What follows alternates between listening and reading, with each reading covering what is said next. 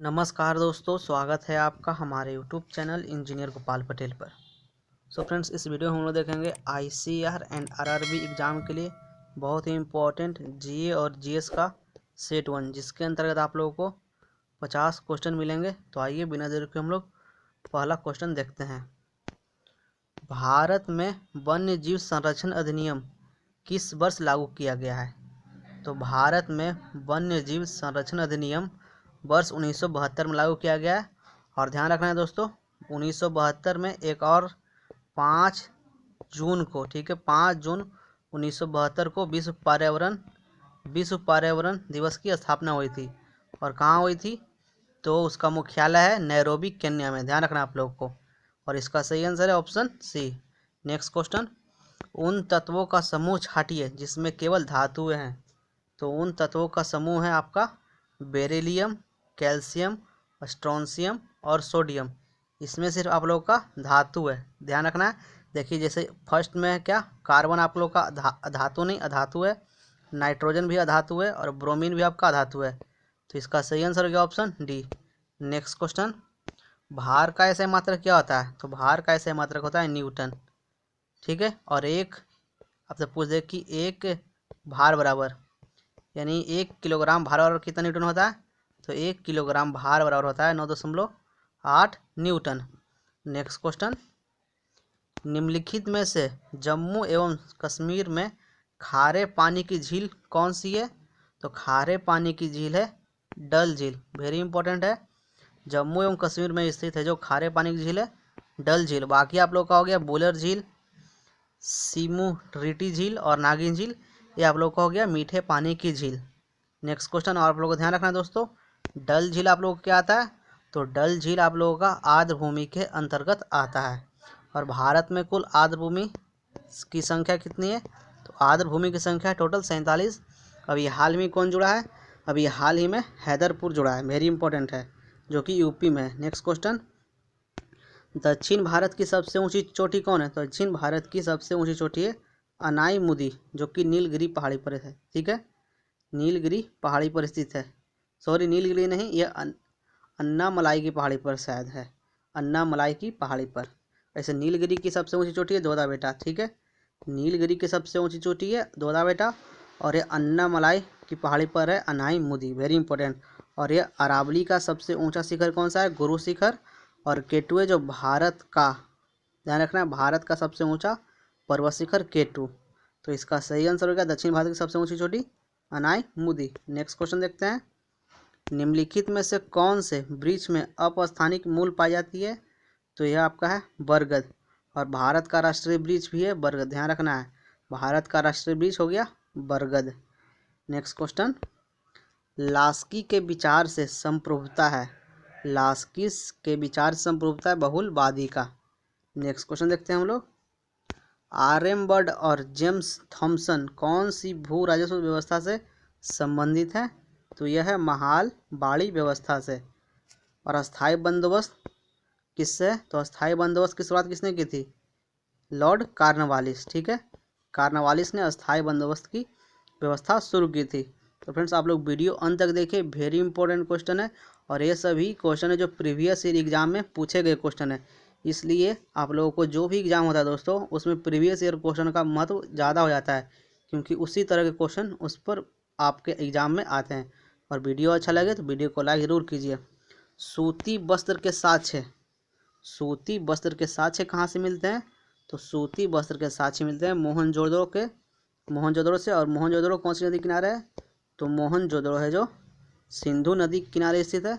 और मोहनजोदड़ो में ही स्नानागार मिलता है, ठीक है, स्नानागार। नेक्स्ट क्वेश्चन देखते हैं हम लोग, मुर्गियों व अंडों का अधिक उत्पादन होना क्या कहलाता है? तो यह रजत क्रांति के अंतर्गत चालू किया गया था, मुर्गियों और अंडों का अधिक उत्पादन। और रजत क्रांति का जनक किसे कहा जाता है? तो रजत क्रांति का जनक इंदिरा गांधी को जाता है, ध्यान रखना आप लोगों को, रजत क्रांति का जनक इंदिरा गांधी को कहा जाता है। नेक्स्ट देखते हैं हम लोग, गन मेटल किसकी मिश्र धातु है? तो गन मेटल कॉपर, टीन और जस्ता का मिश्र धातु है। नेक्स्ट क्वेश्चन देखते हैं, और ध्यान रखना है, कॉपर और टीन किसका मिश्रण होता है? कॉपर और टिन के मिलने से कांसा बनता है। नेक्स्ट क्वेश्चन, पक्षियों में तेल अथवा प्रीन ग्रंथि किस भाग में उपस्थित होता है? तो पक्षियों में तेल या फिर प्रीन ग्रंथि पूंछ के आधार पर स्थित होता है। नेक्स्ट क्वेश्चन देखते हैं हम लोग, बल का बीमीय समीकरण क्या होता है? तो बल का बीमीय समीकरण होता है M1 L1 और T-2। अगर आपको इसका ऐसा यूनिट याद है तो आप इसका बीमीय समीकरण निकाल सकते हैं। तो बल का ऐसा यूनिट क्या होता है? बल का ऐसा यूनिट होता है F इंटू ए, या F बराबर M में हो गया, ठीक है। F बराबर M इंटू ए, इसका फॉर्मूला हो गया। M क्या होता है? द्रव्यमान। तो द्रव्यमान को हम लोग किलोग्राम लिख सकते हैं इसका, और ए है हमारा त्वरण, तो इसको हम लोग लिखते हैं मीटर प्रति सेकेंड स्क्वायर, ठीक है। तो किलोग्राम को हम लोग M से डिनोट करते हैं, मीटर को हम लोग L से डिनोट करते हैं, और सेकेंड को हम लोग T से डिनोट करते हैं। तो M के पावर 1, ठीक है, M के पावर 1, L के पावर 1 और T के पावर -2 हो गया। नेक्स्ट क्वेश्चन, निम्नलिखित में से कौन सा एक कारक पृथ्वी की सतह पर तापमान के वितरण को प्रभावित नहीं करता है? तो इसका आंसर क्या हो जाएगा? इसका आंसर हो जाएगा आप लोगों का दिन की अवधि, ठीक है, तापमान को प्रभावित नहीं करता है। नेक्स्ट क्वेश्चन देखते हैं हम लोग, सॉरी यहाँ पर दिन की अवधि नहीं होगा, यहाँ पर भूकंप होगा। निम्नलिखित में से कौन है कारक पृथ्वी की सतह पर तापमान को वितरण को प्रभावित नहीं करता है? तो ये हो गया आप लोग का भूकंप। नेक्स्ट क्वेश्चन देखते हैं हम लोग, अंतः श्वसन तभी होता है जब वायुमंडलीय दाब से फेफड़ों का दाब अधिक होगा या कम होगा? तो इसका आंसर होगा कम। अंतः श्वसन तभी होता है जब वायुमंडलीय दाब से फेफड़ों का दाब कम होता है। नेक्स्ट क्वेश्चन देखते हैं हम लोग, मौलिक अधिकारों के प्रवर्तन के लिए याचिका या फिर रिट जारी कौन कर सकता है? तो मौलिक अधिकारों के लिए याचिका सर्वोच्च न्यायालय और उच्च न्यायालय दोनों जारी कर सकता है।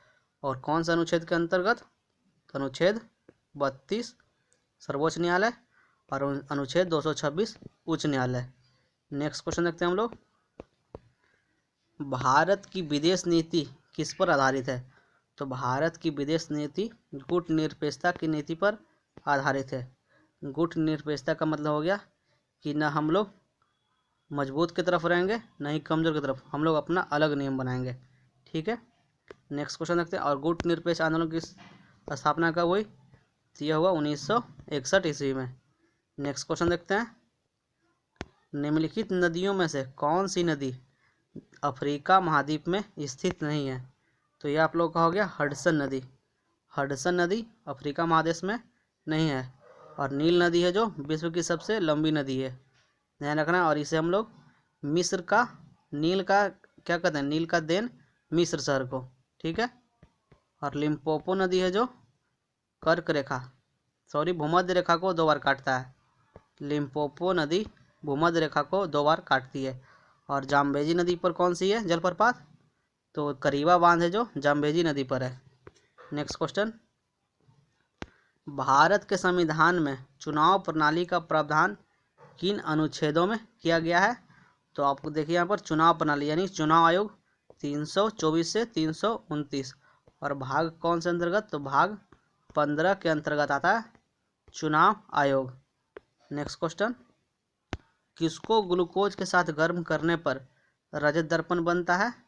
तो ग्लूकोज के साथ हम लोग टॉलन अभिकर्मक गर्म करेंगे तो यह रजत अभिकर्मक बनता है। नेक्स्ट क्वेश्चन, रॉकेट किसके संरक्षण के सिद्धांत पर कार्य करता है? तो यह सभी लोग को पता होगा, ये रखिए संवेग संरक्षण के सिद्धांत पर कार्य करता है, ठीक है। रॉकेट जो रेखीय संवेग संरक्षण के सिद्धांत पर कार्य करता है। तो फ्रेंड्स, आप लोगों को वीडियो अच्छा लग रहा है तो वीडियो जरूर लाइक कीजिए, चैनल पर नहीं विजिट करें तो चैनल को जरूर सब्सक्राइब कर लीजिए। नेक्स्ट क्वेश्चन, मंदार पर्वत बिहार के किस जिले में स्थित है? तो इसका आंसर आप लोग जरूर कमेंट बॉक्स में कमेंट कर बताइए, ठीक है। मंदार पर्वत बिहार के किस जिले में स्थित है? नेक्स्ट क्वेश्चन, 1919 से 1922 के दौरान दरभंगा राज्य में किसान आंदोलन का नेता कौन था? तो इसका आंसर है दोस्तों कौन सा है? तो 1919 से 1922 के दौरान दरभंगा राज्य में किसान आंदोलन के नेता थे स्वामी विद्यानंद। ठीक है, स्वामी विद्यानंद। नेक्स्ट क्वेश्चन, सोनार में कौन सी तरंग प्रयुक्त होती है? तो सोनार में पराश्रव्य ध्वनि तरंग उत्पन्न होती है। और सोनार का फुल फॉर्म क्या होता है? तो सोनार का फुल फॉर्म होता है sound navigation and ranging. Next question, cobalt 60 के एक अणु में कितने षटकोणीय व पंचकोणीय आकृति होती है? तो कोबाल्ट 60 के एक अणु में षटकोणीय आकृति हो गई 20 और पंचकोणीय आकृति हो गई 12। नेक्स्ट क्वेश्चन, मीराबाई का जन्म कहाँ हुआ था? तो मीराबाई का जन्म राजस्थान में हुआ था। नेक्स्ट क्वेश्चन, चांद का मुंह टेढ़ा है, इसके कृति के लेखक कौन है? तो है मुक्ति बोध। नेक्स्ट क्वेश्चन देख लेते हैं हम लोग, निम्नलिखित में से किस प्रकार के बल्ब में ऊर्जा की खपत सबसे कम होगी? तो यह होगा एलईडी बल्ब में ऊर्जा की खपत सबसे कम। और एलईडी का फुल फॉर्म क्या होता है? Light emitting diode. Next question देख लेते हैं हम लोग, निम्नलिखित में कौन सा चित्र लियोनार्डो दा विंची द्वारा नहीं बनाया गया है? तो इसका सही आंसर है लास्ट जजमेंट। ठीक है, लास्ट जजमेंट है जो लियोनार्डो दा विंची द्वारा नहीं बनाया गया। बाकी जो Last Supper, Mona Lisa, Virgin of Rocks, ये तीनों लियोनार्डो दा विंची की कृति है। नेक्स्ट क्वेश्चन देख लेते हैं हम लोग, जैव पुष्टिकरण डैश के लिए पादप प्रजनन है। तो यह किसके लिए? रोग प्रतिरोधकता, पीड़कों के प्रति प्रतिरोधकता, उन्नत खान गुणवत्ता। तो ये सभी के लिए इम्पोर्टेंट है। नेक्स्ट क्वेश्चन, मगध की आरंभिक राजधानी कौन सी थी? तो मगध की आरंभिक राजधानी गिरिब्रज या फिर आपको दे राजगिरी। ध्यान रखना, गिरिब्रज या फिर राजगिरी है जो मगध की आरंभिक राजधानी थी। नेक्स्ट क्वेश्चन, निम्न में से ट्रांजिस्टर का कौन सा भाग अल्पतम अपमिश्रित होता है? अल्पतम अपमिश्रित का मतलब हो गया लाइटली डोप्ड, यानी सबसे कम डोपित कौन रहता है? तो यह रहता है आपको आधार, बेस। ठीक है, नेक्स्ट क्वेश्चन देख लेते हैं हम लोग, राज्य के राज्यपाल को अध्यादेश जारी करने की शक्ति प्रयुक्त की जा सकती है? तो राज्य के राज्यपाल को अध्यादेश जारी करने की शक्ति प्रयुक्त की जा सकती है राज्य सूची में। नेक्स्ट क्वेश्चन देखते हैं हम लोग। तो देखिए दोस्तों, हमारा क्वेश्चन 7 हो गया। लगभग हमने 40 से 50 क्वेश्चन किया है। तो आप लोगों को वीडियो कैसा लगा? वीडियो अच्छा लगा तो वीडियो को लाइक करें, और जो भी आप लोगों को डाउट है आप लोग जरूर कमेंट बॉक्स में कमेंट करें। तो मिलते हैं हम नेक्स्ट वीडियो में। Thank you friends.